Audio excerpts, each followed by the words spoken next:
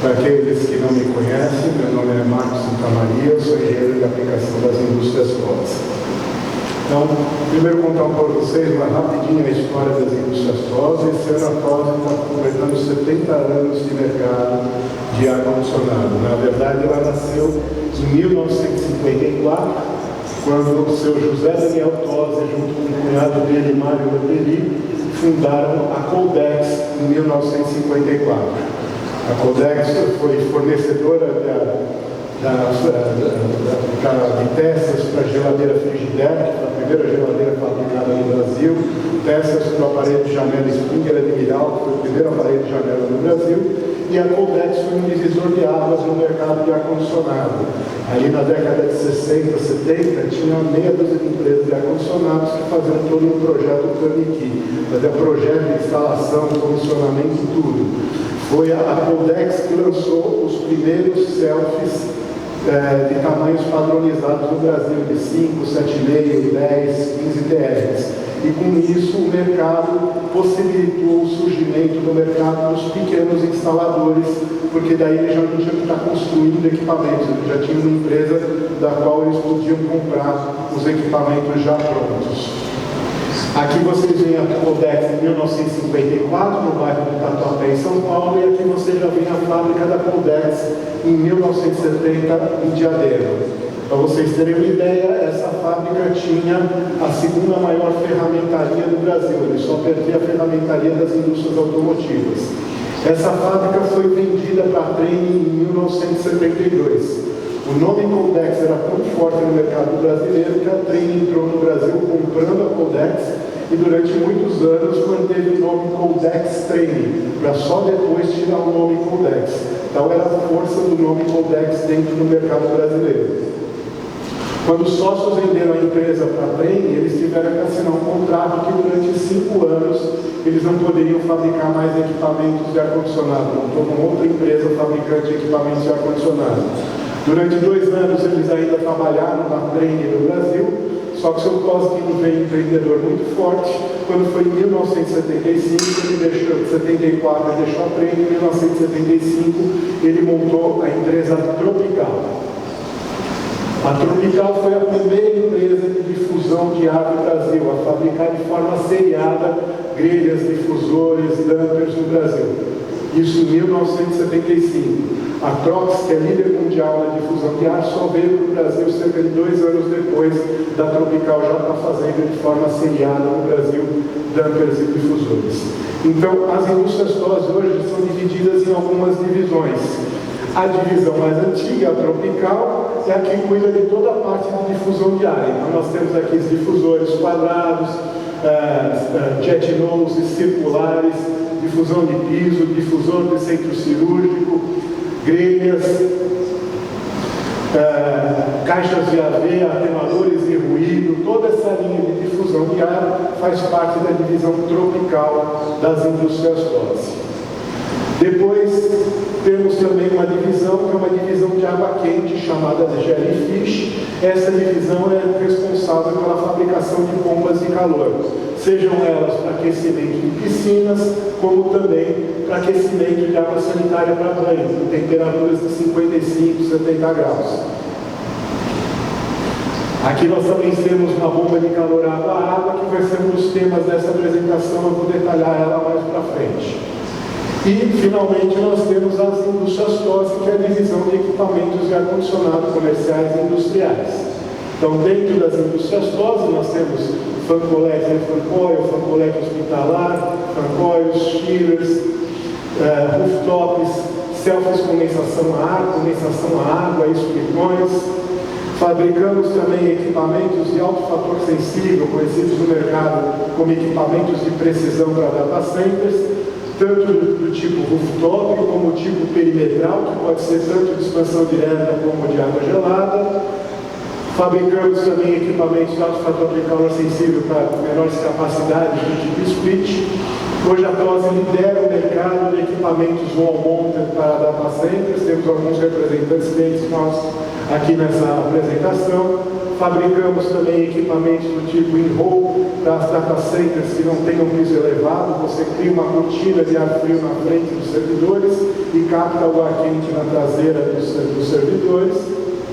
Temos toda uma linha de equipamentos para a indústria farmacêutica, hospitais. Essa é a linha TEX, que é uma linha de alta estanqueidade. É feita para poder trabalhar com filtragem absoluta, onde a pressão é maior e você não quer que tenha nem infiltração de ar que não tenha passado pelo filtro e nem vazamento do ar que já foi refrigerado. Então, essa é uma linha de alta estanqueidade que atende à norma DW43, que é a de estanqueidade de dutos, que se aplica também no equipamento. A mesma estanqueidade que você precisa ter nos dutos, você precisa ter no equipamento. Então, essa linha atende essa função. Ainda dentro da linha hospitalar, nós temos os fancoletes hospitalares, com vazões de ar de 1, 2 e 3 TRs, então 680, 1020, 1800 metros cúbicos hora de vazão. Eles podem ser tanto de água gelada, como também de expansão direta, e também, se o cliente quiser trabalhar no VRF, ele pode comprar o kit dos fornecedores de condensadora VRF, de válvula de expansão eletrônica, e a gente aplica dentro do equipamento para trabalhar no VRF. Durante a pandemia, nós lançamos também essa caixa de ventilação e exaustão, com filtragem chamada EPA, que é o ISO 35H hoje. Ela tem dupla função. Ela tanto você pode recircular o ar do ambiente para reduzir a carga viral e a carga de material particulado, como ela pode também transformar um ambiente, um quarto convencional, num quarto de isolamento de doenças infecciosas por aerosóis, atendendo aquilo que a norma de hospital, a NDR 7256, estabelece, que é de criar pressão negativa, mas que você tem que filtrar esse ar para não correr, antes de expurgar ele para a atmosfera, para não correr o risco de ter uma tomada de ar externo próxima captando o ar contaminado. Então aqui vocês veem aqui no colarinho, você pode colocar um duto flexível, fazer um furo numa janela do quarto, e está expurgando o ar do quarto, você criou a pressão negativa e você filtrou esse ar antes de expurgar. Então, um quarto convencional pode ser transformado dessa forma em um quarto de isolamento de doenças infecciosas por aerosóis. A TOSI fabrica suas próprias serpentinas e também atende mercado de reposição de serpentina, até de equipamentos de outras marcas. Isso faz muita diferença para quem lida com manutenção. Vocês pegarem as grandes players de ar-condicionado, as multinacionais, você vai pedir um orçamento de serpentina, eles vão dar uma canseira de 1 mês para fornecer um cerâmico e de 3 a 4 meses para fornecer uma serpentina. Uma vez aprovando o nosso orçamento, o tempo normal de fabricação de serpentina é de 2 semanas. Então, para quem lida com manutenção, isso faz uma grande diferença. Para vocês terem uma ideia, a gente está fornecendo serpentinas para os chillers da Carre no Centro Olímpico lá do Rio de Janeiro, que já foi, a Olimpíada foi em 2016, 8 anos depois, ali com a maresia toda, as serpentinas já estão tudo deterioradas, e nós estamos fornecendo serpentinas para chillers que não é de fabricação nossa, chillers da Carre. E a TOSI, desde o ano de 2009, representa com exclusividade no Brasil uma empresa americana chamada Multistat, que ela é líder mundial na fabricação de chillers modulares, mas que o interesse da TOSI foi de trazer a Multistat para trazer a tecnologia dos compressores centrífugos com mancais magnéticos turbocore. Então a TOSI foi pioneira na introdução dessa tecnologia no Brasil. Inclusive a revista que está aqui dentro da exposição desse mês aqui da Brava, tem uma matéria exatamente falando da tecnologia dos compressores turbocore que foram trazidas aqui pelas indústrias TOSI. E agora, então, o tema dessa apresentação é o seguinte. O tema da apresentação é como o tratamento do ar externo pode contribuir com a produção de água quente. Então, quando a gente fala em tratamento de ar externo, o que eu estou me preocupando? Normalmente a gente está vendo o tratamento de ar externo, na verdade, só uma ventilação. Você captar um ar externo, filtrar ele e jogar dentro dos ambientes. Quando a gente trabalha em ambientes, em cidades litorâneas, isso é um problema muito sério. Por quê? Porque você está jogando toda a umidade desse ar para dentro dos ambientes. Isso pode causar problema de mofo, problema de qualidade do ar interno. Então é sobre esse tratamento de ar externo que eu vou discorrer aqui na palestra. Se a gente voltar aqui para o início do ar-condicionado, as palavras aqui de Willis Carrier, qual foi a definição de Willis Carrier para ar-condicionado? É que ele é o controle da umidade do ar, tanto aumentando ou reduzindo o seu conteúdo de umidade, e somado ao controle de umidade é que está o controle da temperatura, a purificação, que seria a filtragem, a movimentação e a ventilação. Ou seja, o ar-condicionado, na verdade, nasceu por conta do controle de umidade. Hoje, a maioria das instalações estão só controlando temperatura, não estão controlando umidade, e isso pode ser um problema. Então, o que se espera de um bom sistema de ar-condicionado? O que é? Bom controle da temperatura de cubo seco, controle da umidade, qualidade do ar, confiabilidade, pouca manutenção e eficiência energética. É isso que se espera de um bom sistema de ar-condicionado. E agora aqui a gente tem que fazer um entendimento do que é a umidade. Isso às vezes é muito mal explicado. A gente ouve falar temperatura de cubo úmido, ponto de orvalho, umidade relativa, umidade absoluta. Então vamos entender um pouquinho o que é a umidade. A umidade absoluta é a quantidade de água na forma de vapor no ar atmosférico em relação à sua massa ou volume. Ela pode ser expressa, por exemplo, em gramas por quilo, ou seja, o ar que está aqui, ele está com umidade, só que a gente não vê essa umidade porque ela está em estado de vapor. Então ela não está visível. Então a umidade absoluta é dividida em gramas de água na forma de vapor por cada quilo de ar seco. Essa é a forma como se mede a umidade absoluta.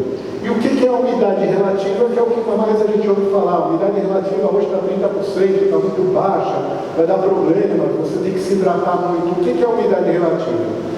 A umidade é relativa porque a capacidade do ar reter água na forma de vapor, ela é função da sua temperatura e pressão. Então, conforme muda a temperatura e a pressão, a quantidade de vapor de água retida no ar pode mudar. A capacidade dele reter vapor de água. Então, vamos exemplificar isso aqui. Vamos supor que eu estou com um ar a nível do mar, aqui em Florianópolis, a temperatura está 22 graus. Nessa altitude, um ar a 22 graus, ele pode reter no máximo 16,74 gramas de vapor de água. Se eu medir a quantidade de água que está nesse ar, e essa quantidade for, por exemplo, de 8,37 gramas por quilo, eu vou dividir 8,37 por 16,74, isso dá meio ou 50%, daí eu vou dizer que a umidade é 50%. O que acontece com esse ar se eu aquecer ele de 22 para 30 graus? Ora, os 8,37 vão continuar ali. Só que a capacidade de reter vapor de água vai subir de 16,74 para um número maior que ele. Quando um número é maior que ele, se eu dividir 8,37 por um número maior que 16,74, eu vou ter uma porcentagem mais baixa, a umidade caiu.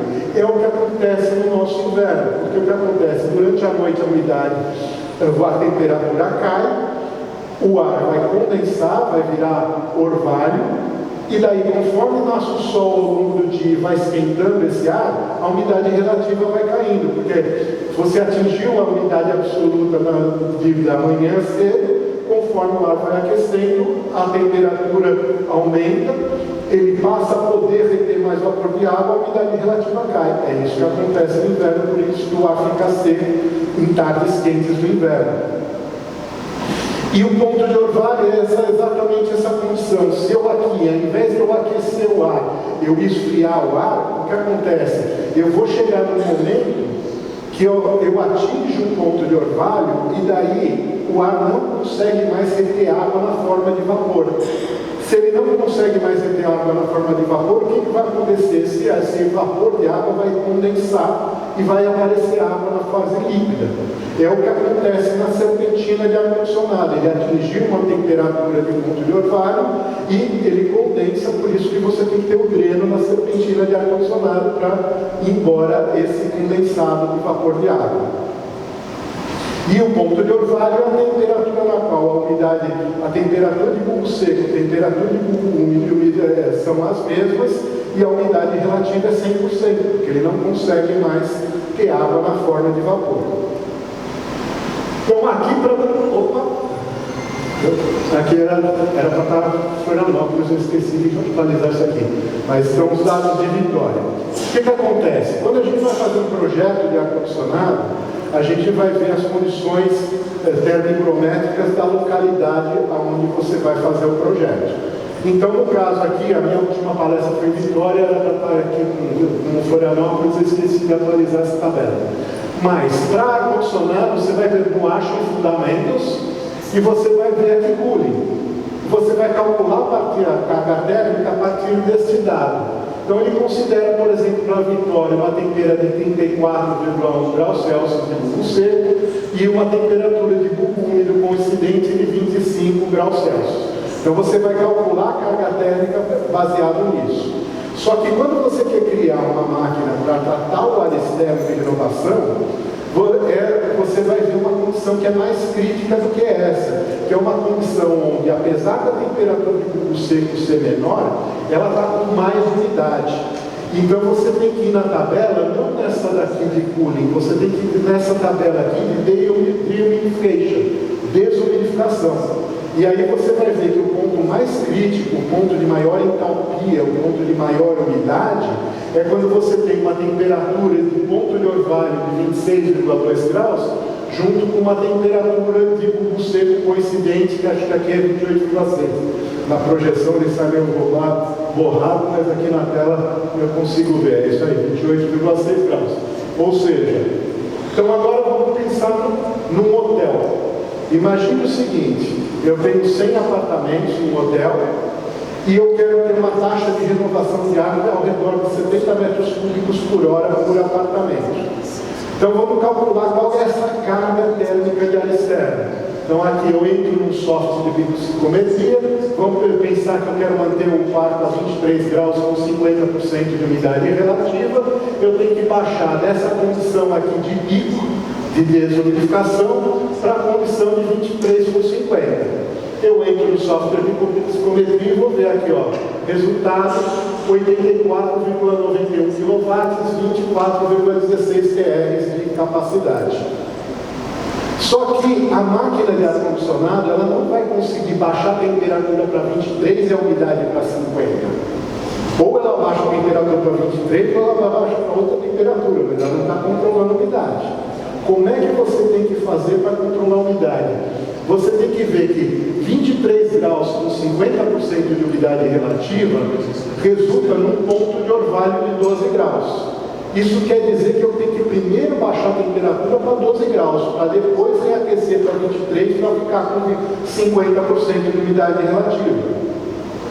E é isso que muitas vezes as pessoas esquecem. Eles acham que é só jogar aqui e acabou. Não, eu tenho que baixar para 12 graus para poder ter 50% de umidade a 23 graus. E daí, quando eu considero baixar para 12 graus, aquela carga térmica aqui que estava em 24 TR já subiu para 36 TR de capacidade. Porque eu tenho que baixar muito mais a temperatura. E agora vamos ver quais as consequências da umidade. Aqui eu faço uma homenagem ao professor Oswaldo Bueno, porque eu uso alguns slides de uma apresentação dele nesse fórum aqui da ASHE de 2010. Como é que funciona o sistema de ar-condicionado tradicional? Eu tenho aqui o ambiente, eu pego o ar de retorno do ambiente, misturo com o ar externo de renovação, passo pela serpentina do equipamento, passo pelo ventilador, insuflo no ambiente, e aqui eu tenho um termostato para controlar a temperatura do ambiente, que vai modular aqui ou a vazão de água gelada se for um fan coil, ou vai ligar e desligar se for um compressor fixo, ou vai modular a rotação do compressor se for um sistema inverno, ou VRF. Qual que é o problema desse sistema? O problema desse sistema é que, conforme você dimensiona ele para a carga de pico, na carga de pico, vamos supor aqui uma premissa de estudo, eu quero uma vazão de ar de 3.623, tenho 845 de ar externo, quero uma temperatura ambiente de 24 graus e meu ar externo está 35 com 24. O que acontece? Quando ele está 100% de carga, para eu manter os 24 graus, eu preciso insuflar esse ar a 14 para manter a 24, para tirar a carga térmica do ambiente. Resultado, a umidade relativa resultante do ambiente vai ser 54,6%. Só que se essa carga térmica diminui o número de pessoas, de equipamentos, insolação, alguma coisa, o que acontece? Quando eu passo da carga térmica para 75%, eu já não preciso mais insuflar 14 para manter o ambiente a 24. Se eu insuflar 17, eu vou conseguir manter o ambiente a 24. Resultado é que agora a umidade já saltou para 62,8%. Ela já está aqui em amarelo, porque a umidade recomendada é de 40% a 60%. Então ela já saiu um pouquinho daquilo que seria a faixa recomendada. Quando eu caio essa carga térmica aqui para 50% ou 25%, com 50% eu precisaria insuflar 19% e com 25% ou 22% seria suficiente para manter o ambiente a 24%.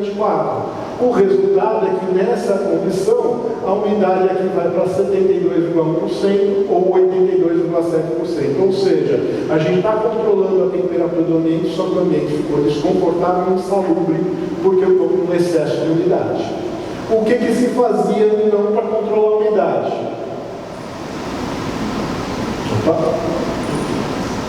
Para controlar a umidade, a gente passava a usar um sistema de reaquecimento elétrico.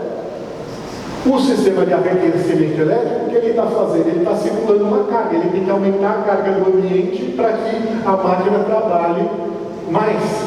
O resultado de você usar um sistema de aquecimento elétrico para controlar a umidade é que você vai ter um consumo de energia elétrica muito grande aqui, nas cargas aqui de 50% e 25%, para poder manter a umidade dentro do parâmetro.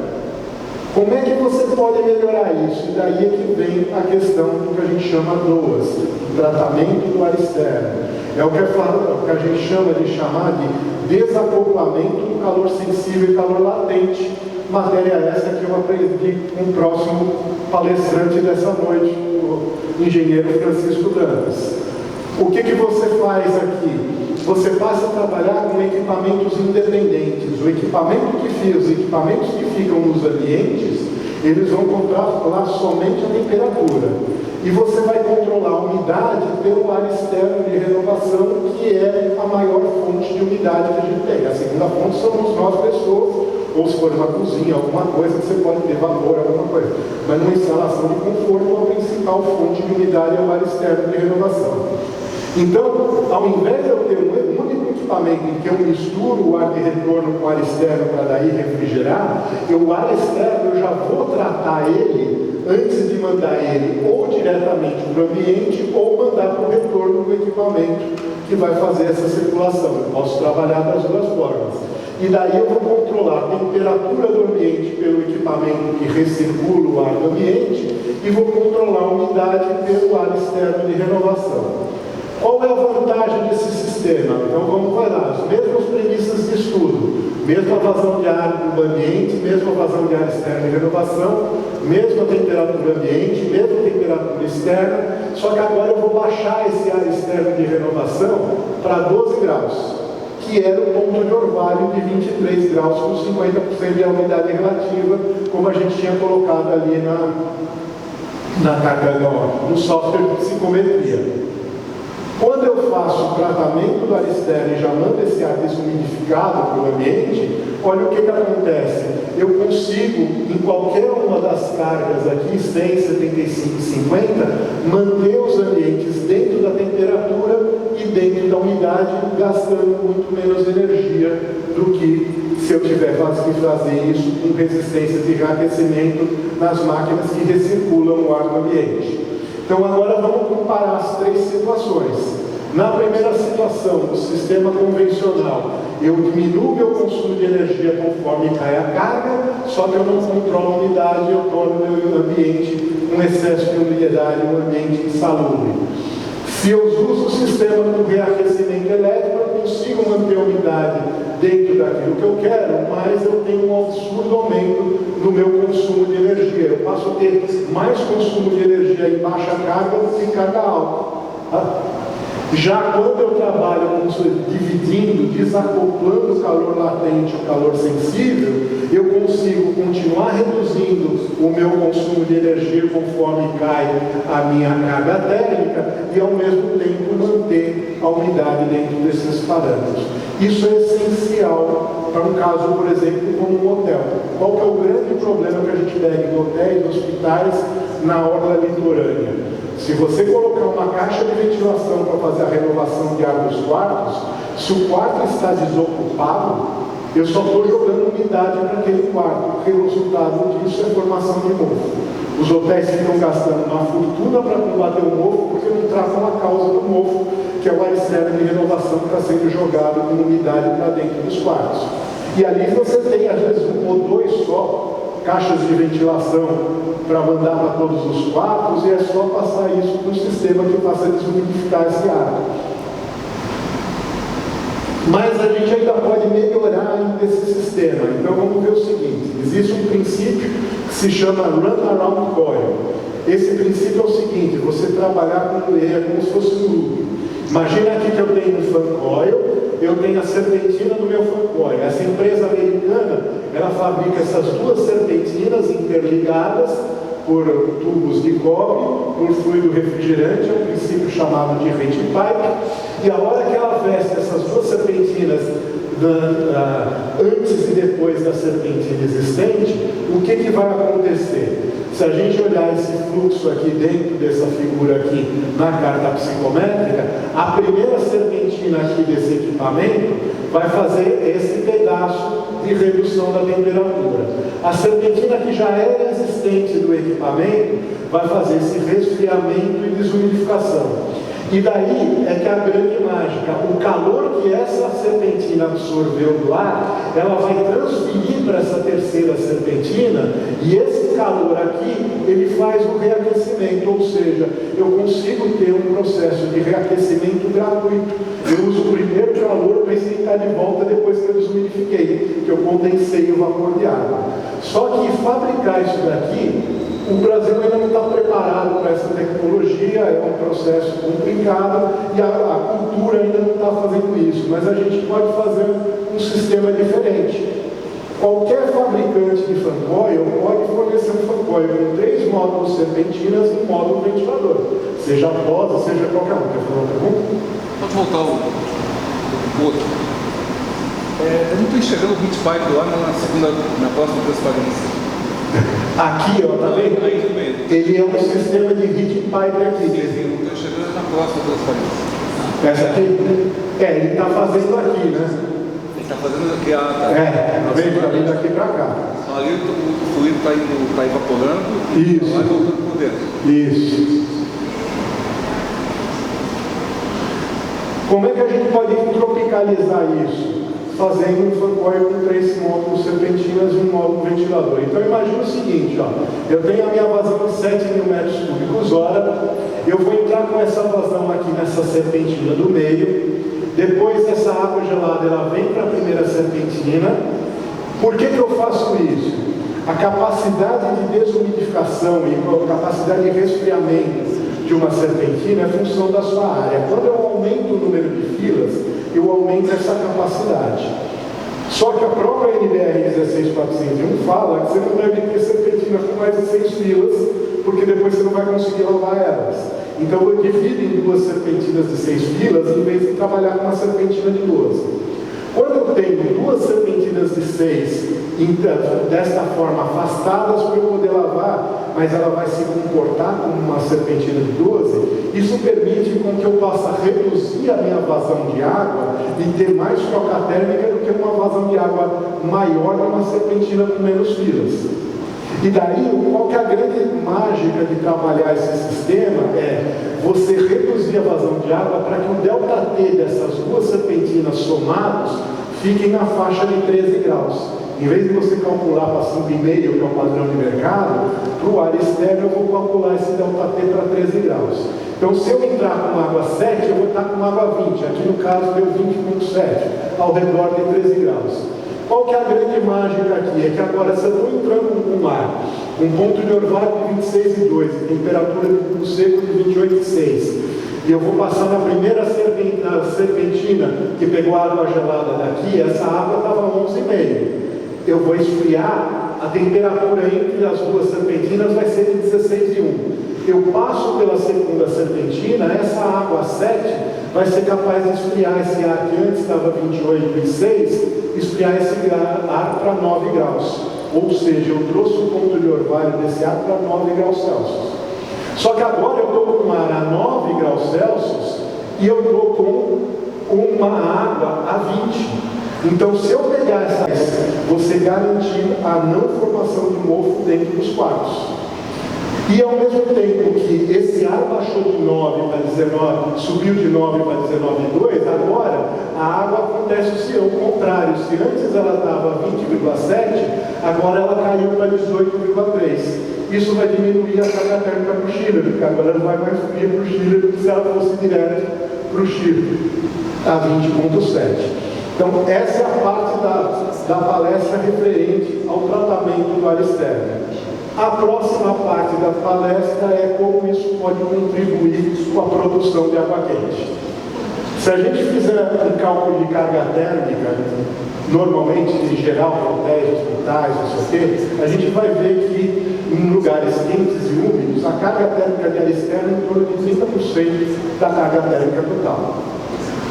Por outro lado, se você fizer um cálculo da sua demanda de água quente num hotel e comparar com a sua demanda de ar-condicionado, ela representa normalmente menos de 15% da sua demanda. Ou seja, só o tratamento do ar externo já me gera calor suficiente para eu fazer aquecimento de água, porque eu estou rejeitando mais calor pelo sistema de tratamento de ar externo do que eu preciso para esquentar a água. Só que eu preciso ter um equipamento que faça esse upgrade de temperatura, porque o ar externo está 30 graus e eu quero água a 55. Quem vai fazer? Só que eu estou jogando calor para fora. Quem vai fazer isso? Bomba de calor. E aí é que entra isso. E aí é que a TOSE lançou há 2 a 3 anos no mercado esta bomba de calor que a gente chama água-água. Ou seja, eu produzo simultaneamente água gelada para o sistema de ar-condicionado e água quente para esquentar os reservatórios de água quente do meu hotel. Então, se eu tenho aqui, tudo isso está calculado para 100 apartamentos em Vitória, tá certo? Eu coloco esse equipamento para tratar o ar externo, que eu estou mandando o ar externo a 20 graus com 48. A minha água gelada está 18,3. Eu pego essa água gelada que está 18,3, eu passo pelo evaporador da bomba de calor. Eu vou roubar calor dessa água. E esse calor que eu roubei da água, ele vai ser transferido para o condensador, que vai esquentar a água no reservatório de água quente, que vocês vão ver nos próximos slides. Só que a gente tinha calculado aqui, 28 TRs de carga térmica nesse equipamento. Ora, se eu não tiver demanda de água quente, eu tenho que ter 30 TRs de chiller. Então aqui eu coloco 2 chillers de 15 TRs. Um com compressor fixo e outro com compressor variável, compressor inverno. E eu coloco, acrescento essa bomba de água a água. O que vai acontecer? Cada vez que eu tiver demanda de água quente, esse compressor aqui vai produzir cerca de 12 TRs de água gelada. Se eu produzir 12, minha carga térmica era de 28, sobrou 16 para o chiller estar tirado. Praticamente um chiller só vai dar dando conta. Mas quando eu não tiver demanda de água quente, o outro chiller entra para completar e manter o sistema de tratamento de ar externo. E é assim que eu faço com que o tratamento de ar externo possa contribuir com a produção de água quente, fazendo uma instalação desse jeito. E o que eu quero colocar nesse sentido? É o seguinte, vocês querem projetar qualquer hotel e colocar expansão direta nos quartos, parede, janela, split, VRF, seja o que for, tudo bem. Mas procure trabalhar a renovação de ar com um sistema de expansão direta com água gelada. Porque aquilo que eu tirar de carga térmica do ar externo, eu estou diminuindo de condensador a VRF no teu sistema. Ou estou diminuindo a capacidade que você tem que ter dentro dos equipamentos que você vai colocar. E eu passo a ter um ar de qualidade muito melhor, eu não deixo formar mofo dentro dos quartos, porque eu estou desumidificando o ar externo. E ao mesmo tempo que eu faço isso, eu estou produzindo a água quente para ser consumida nos chuveiros de forma muito mais econômica do que se eu utilizar um sistema a gás para produzir essa água quente, porque eu estou fazendo recuperação de calor. Eu transformo qualquer instalação convencional numa instalação com recuperação de calor, adotando esse equipamento água-água. Esse equipamento, olha a característica dele. Eu pego uma água no reservatório a 50, consigo esquentar ela para 55, eu produzo 58 kW daqui, 57,7 kW de água quente, ao mesmo tempo que eu produzo 41 kW de água gelada, que em TR seria 11,7 TR, consumindo quanto de energia? Menos de 18 kW. Se eu dividir os 40 kW pelos 18, eu tenho um COP de refrigeração de 2,29. Se eu dividir os 57,7 pelos 17,9, eu tenho um COP de aquecimento de 3,22. Como? Um chiller só uso o lado frio do ciclo frigorífico. Uma bomba de calor a ar só uso o lado quente do ciclo frigorífico. Aqui eu estou usando os dois lados. Se eu estou usando os dois lados, eu posso somar esses valores e dizer que na simultaneidade o meu COP é 5,5. O que isso quer dizer? Que 5,5 kW de energia elétrica se transforma, 1 kW de energia elétrica se transforma em 5,5 kW de energia térmica. Eu estou multiplicando a energia por 5,5. Não tem como ser um sistema mais econômico para produzir água quente do que esse, porque eu multipliquei a energia por 5,5. Como é que eu faço isso agora? A bomba de calor, aqui eu tenho o meu fancoil e o meu DOAS, o chiller está produzindo, tenho o meu reservatório de água quente, normalmente eu tenho um sistema de gás para produzir, eu vou introduzir nesse sistema, esta bomba de calor, os 4 componentes do ciclo frigorífico: compressor, evaporador, dispositivo de expansão, condensador. Quem rejeita calor no ciclo frigorífico é o condensador. Eu vou fazer uma ligação em paralelo para o meu sistema gás. Eu não vou tirar o meu sistema gás, só que ele vai ser usado agora só como backup, porque a forma mais econômica de produzir água quente é com a bomba de calor. Mas eu transformei o meu carro num carro híbrido. Eu passo a ter 2 formas de aquecimento. Eu tanto posso usar energia elétrica como gás. Então eu mantenho isso daqui, mas eu ajusto os set points para que isso daqui, o gás só entre em funcionamento no caso de alguma falha, alguma incapacidade do sistema com bomba de calor.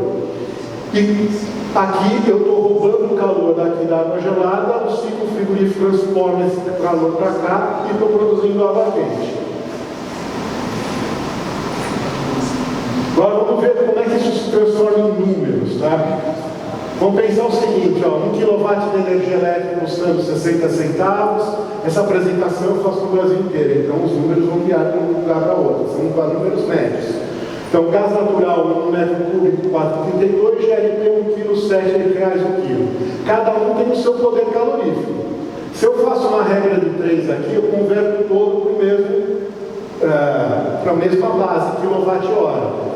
Quem olha esses números aqui vai dizer o gás está mais barato do que a energia elétrica. Só que aqui eu só considerei potencial, não considerei equipamento. Agora eu vou considerar equipamento. Quando eu uso...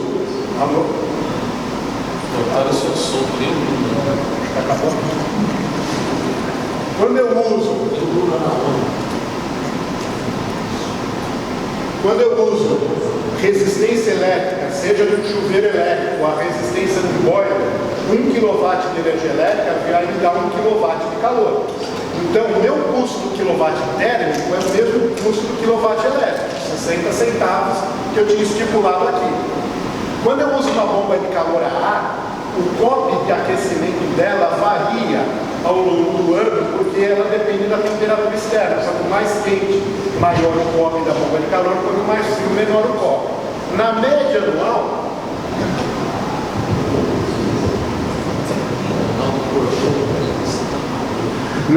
anual, a gente está falando de um COP de aquecimento de uma bomba de calor na água a 55 graus.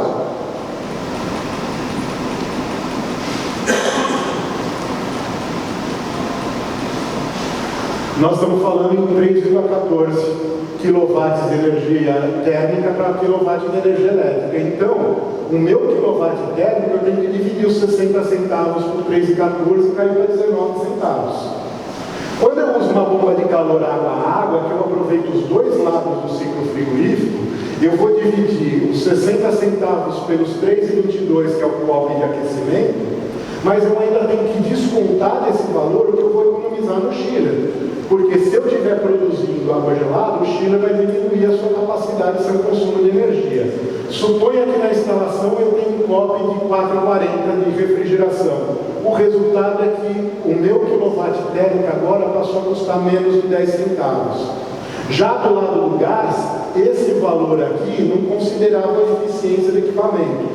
Se vocês pegarem as etiquetas de um aquecedor a gás ali, que tem A, B, ali no metro, vocês vão ver que o mais eficiente tem 86% de eficiência.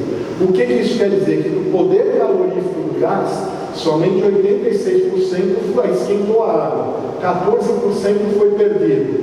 Aonde que isso é perdido? Na chaminé, porque o ar entrofio e sai quente pela chaminé, e você não está aproveitando esse calor, isso representa 14% do calor produzido pelas chamas.